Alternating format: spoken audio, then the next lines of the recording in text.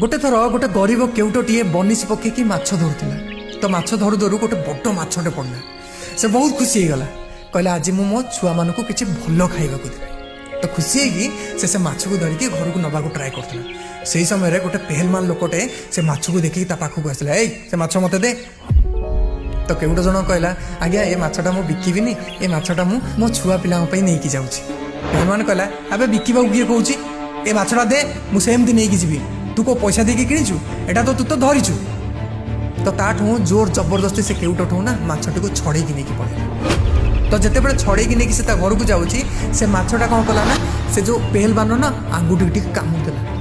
तो ता परदिन एत जोर बिंधा चिटकाला ना से पेहलवान कौन कला ना डॉक्टर पाखु गला।